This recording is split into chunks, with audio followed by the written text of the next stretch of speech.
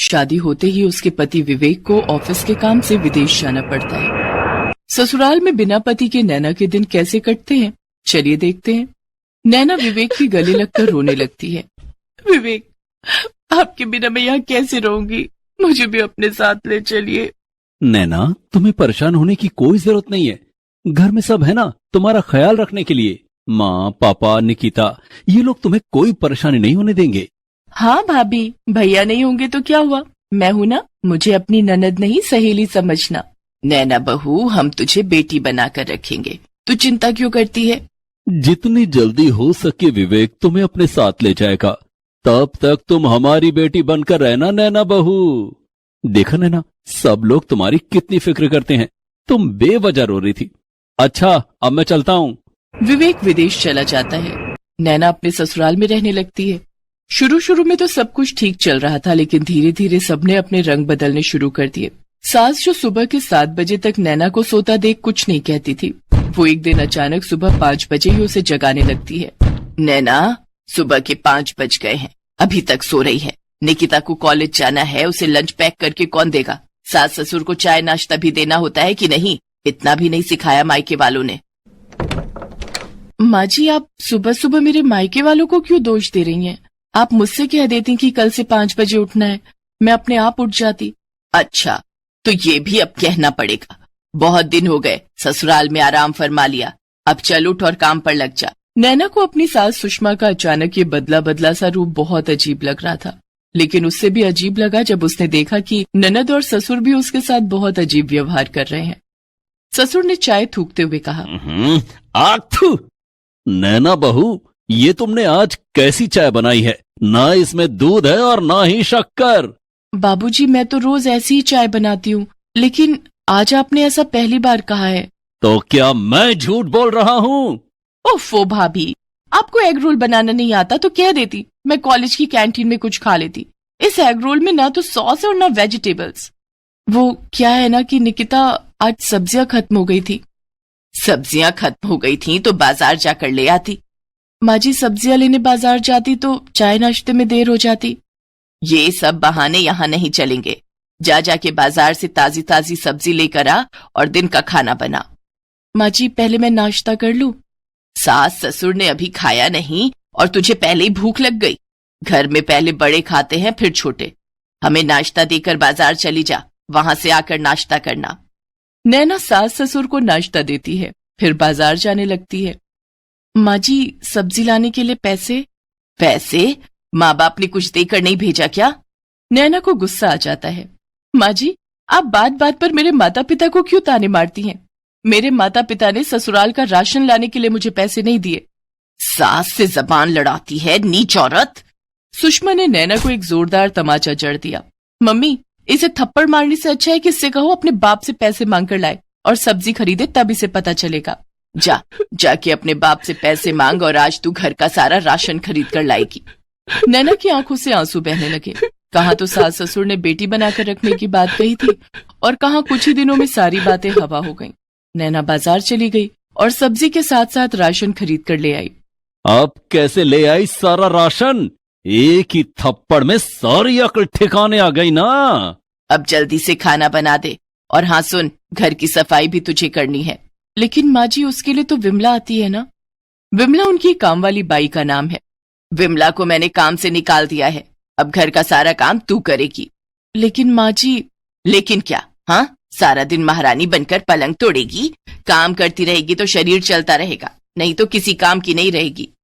नैना रसोई में जाकर खाना बनाने लगती है। उसके बाद वो घर की साफ सफाई करती है। सारे काम खत्म करके वो अपने कमरे में आराम करने चली जाती है। तभी सुषमा वहां आती है।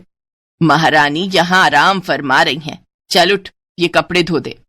मम्मी जी, मैं बहुत थक गई हूँ, ये कपड़े कल धो दूंगी। नहीं, ये कपड़े अभी धुलने हैं, कपड़े धोएगी तो सारा आलस दूर हो जाएगा। नैना कपड़े धोने लगती है। कपड़े धोते धोते वो बहुत थक जाती है। माँ जी, हम एक वॉशिंग मशीन तो ले सकते हैं ना? अरे, अपने बाप को कह देती, दहेज में एक वॉशिंग मशीन दे देता। कपड़े हाथ से नहीं धोने हैं तो मायके से वॉशिंग मशीन मंगवा ले। ससुराल वालों का अचानक बदला हुआ व्यवहार नैना की समझ में नहीं आ रहा था। कुछ दिनों के बाद नैना के घर पर एक वॉशिंग मशीन की ऑनलाइन डिलीवरी हुई तो ससुर कमल ने ताना मारा। तो मायके से वॉशिंग मशीन मंगवा लिया? कोई ना, घर के बाकी काम भी तो इसे ही करने हैं। बर्तन भी धोने का मन ना हो तो डिश वॉशर भी मंगवा लेना। नैना ने अपने सास ससुर की बातों का कोई जवाब नहीं दिया।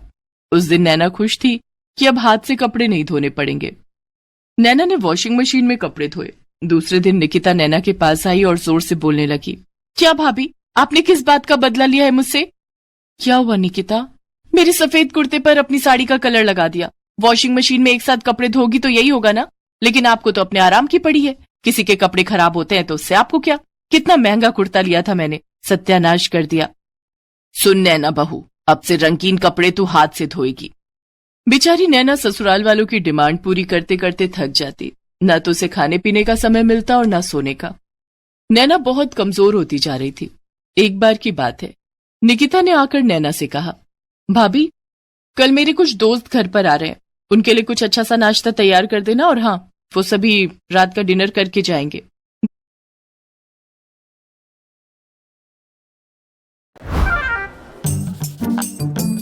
सर एनओसी आ गई है, शर्मा जी ने लिख कर दिया था, बस प्रिंट निकल रहा है। गुड, शर्मा जी जुबान के पक्के हैं। भरोसा था आप पर। छोटू अग्रीमेंट की कॉपी निकाल ले फटाफट। प्लीज यार सुनो। छोटू,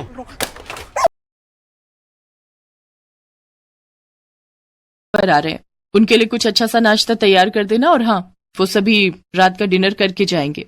दूसरे दिन नैना निकिता के दोस्तों के लिए नाश्ता और खाना तैयार करने लगती है। नैना ने काफी सारे व्यंजन बनाए थे। निकिता के दोस्तों में कुछ लड़के भी थे। वे सब नैना को देखकर गंदी गंदी बातें करने लगे। निकिता, तेरी भाभी तो बहुत सुंदर है। तेरे भैया भी यहाँ नहीं रहते, कहीं इनका किसी के साथ कोई चक्कर तो नहीं? हाँ निकिता, पता कर ले, कहीं शादी से पहले तेरी भाभी का कोई बॉयफ्रेंड तो नहीं, वरना बिना पति के इतनी सुंदर लड़की कैसे रह सकती है? घर के काम से बाहर जाती होगी, वहीं अपने बॉयफ्रेंड के साथ गुलछर्रे उड़ाती होगी। ये सब सुनकर निकिता के मन में भी नैना के लिए शक पैदा होने लगा। दोस्तों के जाने के बाद उसने सुषमा को ये बात बताई। हाय राम, हमारी तो किस्मत ही फूट गई, कहीं हमारी बहू सच में बदचलन तो नहीं। अब तो सुषमा, निकिता और कमल हाथ धोकर नैना के पीछे पड़ गए और उससे कहने लगे कि अपने बॉयफ्रेंड के बारे में बताए। कि आप लोग कैसी बातें कर रहे हैं? मेरा कोई बॉयफ्रेंड नहीं है, शादी से पहले भी मेरा कोई बॉयफ्रेंड नहीं था। दिन भर फोन से चिपकी रहती है, फोन पर छिप छिप कर बातें करती होगी। पापा, मैं तो कहती हूँ भाभी से उनका फोन ही छीन लो, ना रहेगा फोन और ना करेगी आशिकी। निकिता ठीक कह रही है, वरना तो ये एक दिन हमारे खानदान की नाक कटवा देगी। ससुर कमल नैना से उसका फोन छीन लेते हैं। नैना विवेक से भी बात नहीं कर पा रही थी। विवेक कई बार नैना को फोन करता, लेकिन फोन तो कमल के पास था। सुषमा, विवेक कई दिनों से नैना को फोन कर रहा है, मैं उससे क्या कहूँ? एक काम करते हैं, नैना को घर से निकाल देते हैं और विवेक से कह देंगे कि अपने आशिक के साथ भाग गई। ठीक है। और दूसरे दिन तीनों मिलकर नैना को घर से निकाल देते हैं। लेकिन माँ जी, मेरा कसूर क्या है? तू एक बदचलन औरत है, पति के बिना औरत बदचलन होती है। नैना रोती हुई अपने मायके आ जाती है। उधर कमल विवेक को फोन पर कह देता है कि नैना घर से भाग गई है। ये सुनते ही विवेक दूसरे ही दिन विदेश से वापस आ जाता है। विवेक बेटा, तू आ गया। हमने नैना को रोकने की बहुत कोशिश की, लेकिन वो नहीं मानी, बोली कि वो किसी और से प्यार करती है। बस करो माँ, कितना झूठ बोलोगे आप लोग। नैना ने मुझे सब कुछ बता दिया है। मैंने सोचा था कि मेरे जाने के बाद तुम लोग उसका ख्याल रखोगे, लेकिन तुम लोगों ने उस पर अत्याचार करना शुरू कर दिया। वो वॉशिंग मशीन भी मैंने ही ऑनलाइन ऑर्डर की थी। उस दिन निकिता के दोस्तों ने उसे भड़काया और तुम लोग उनके कहने पर आ गए और नैना को घर से निकाल दिया। मैं नैना को लेकर हमेशा के लिए विदेश जा रहा हूँ, अब कभी लौट कर नहीं आऊंगा।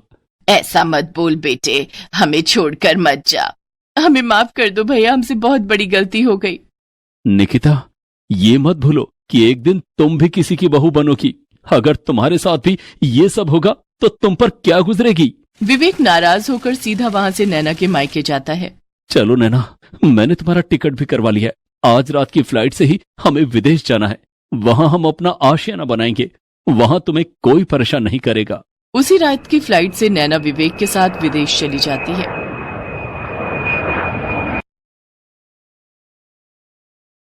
श्याम एक गरीब लड़का था। उसकी शादी एक अमीर लड़की सिमरन से हो जाती है। सब कुछ ठीक चल रहा था कि अचानक एक हादसे में सिमरन की मौत हो जाती है और मजबूरीवश श्याम को एक गरीब लड़की माला से शादी करनी पड़ती है। श्याम माला से सौतेला व्यवहार करने लगता है। आगे क्या हुआ जानने के लिए देखिए गरीब सौतेली बीवी। श्याम कॉलेज में क्लास के अंदर बैठा हुआ था, तभी क्लास में एक बेहद खूबसूरत लड़की सिमरन आती है। देखने में वो काफी अमीर लग रही थी। श्याम की नजर जब सिमरन पर पड़ती है तो वो उसे दिल दे बैठता है। सिमरन श्याम के बगल में आकर बैठ जाती है। क्लास शुरू हो जाती है और टीचर पढ़ाने लगते हैं।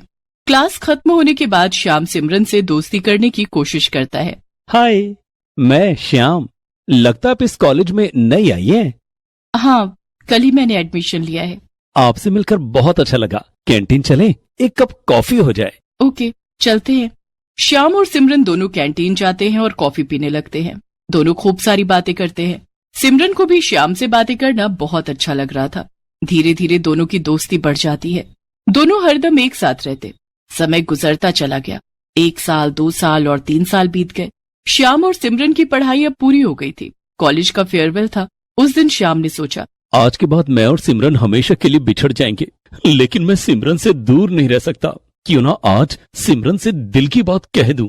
सिमरन भी श्याम के लिए कुछ ऐसा ही सोच रही थी। श्याम ने देखा कि सिमरन उसी की तरफ आ रही थी।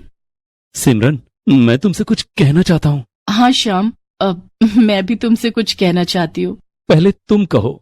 मैं तुमसे बहुत प्यार करती हूँ और तुमसे शादी करना चाहती हूँ। मैं भी तुमसे बहुत प्यार करता हूँ, लेकिन मैं तुम्हारी तरह एक अमीर पिता की संतान नहीं हूँ। मैं बहुत गरीब हूँ। क्या ऐसे में तुम्हारे घर वाले हमारी शादी के लिए मान जाएंगे? अमीर और गरीब कुछ नहीं होता श्याम, बस 2 लोगों के बीच में प्यार होना चाहिए। और मेरे घर वाले इस रिश्ते के लिए क्यों नहीं मानेंगे? बल्कि वो तो मान चुके हैं। मैंने माँ और बाबा को तुम्हारे बारे में बता दिया है। वो हमारी शादी जल्दी करवा देंगे। इकलौती संतान होने के नाते पिताजी का सारा बिजनेस मेरा है, जिसे शादी के बाद तुम संभालोगे। ये सुनकर श्याम बहुत खुश हो जाता है। वो गांव में रह रहे अपने पिता बंसी को भूल जाता है और सिमरन से शादी कर लेता है। श्याम की माँ बचपन में ही उसे छोड़कर चल बसी थी। श्याम के पिता बंसी ने ही उसे पाला और पढ़ाया। शादी के बाद श्याम अपने ससुर का बिजनेस संभालने लगता है और अमीरों वाली जिंदगी जीने लगता है। इधर गांव में श्याम के पिता बंसी एक खेतीहर थे। बंसी काफी बीमार रहने लगे थे।